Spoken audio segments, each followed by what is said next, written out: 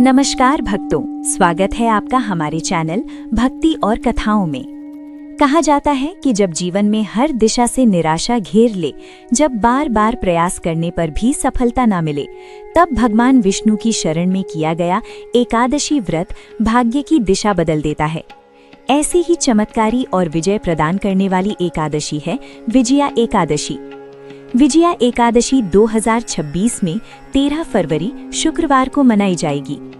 एकादशी तिथि का प्रारंभ 12 फरवरी 2026 को शाम लगभग 8:10 से होगा और तिथि का समापन 13 फरवरी 2026 को शाम लगभग 9:40 तक रहेगा। उदय तिथि के अनुसार व्रत 13 फरवरी को रखा जाएगा। अब सुनिए इसकी पावन कथा। प्राचीन समय में जब भगवान श्री राम माता सीता की खोज में वानर सेना सहित समुद्र तट पर पहुंचे, तब उनके सामने विशाल और गहरा समुद्र था। उसे पार किए बिना लंका पहुंचना संभव नहीं था। तब श्री राम ने महान ऋषि बगदालभ्य से मार्गदर्शन मांगा। ऋषि ने कहा कि यदि आप फाल्गुन मास के कृष्ण पक्ष की एकादशी को विजया एकादशी का व्रत रखें तो आपको निश्चित रूप से विजय प्राप्त होगी। भगवान श्री राम ने विधि विधान से विजया एकादशी का व्रत किया, भगवान विष्णु की पूजा की, दान पुण्य किया और पूरी श्रद्धा के साथ उपवास रखा।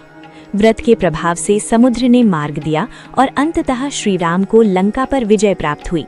इसी कारण इस एकादशी को विजया कहा जाता है, अर्थात विजय दिलाने वाली एकादशी। इस दिन प्रातः ब्रह्म मुहूर्त में उठकर स्नान करना चाहिए।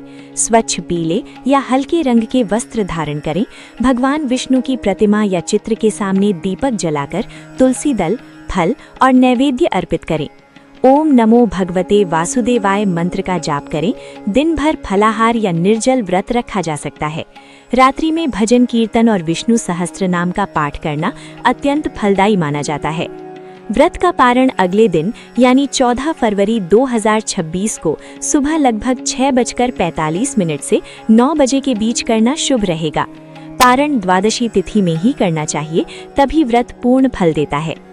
धार्मिक मान्यता है कि विजया एकादशी का व्रत रखने से जीवन की बाधाएं दूर होती हैं, कार्यों में सफलता मिलती है, मानसिक शांति प्राप्त होती है और भगवान विष्णु की विशेष कृपा बनी रहती है।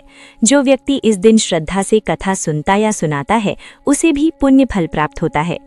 तो भक्तों, इस 13 फरवरी 2026 को विजया एकादशी का व्रत श्रद्धा और विश्वास के साथ अवश्य रखें और अपने जीवन में विजय, शांति और समृद्धि का आशीर्वाद प्राप्त करें। अगर आपको ये जानकारी और कथा पसंद आई हो तो हमारे चैनल भक्ति और कथाएं को सब्सक्राइब जरूर करें और बेल आइकॉन दबाना न भूलें। जय श्री हरि। नमस्कार।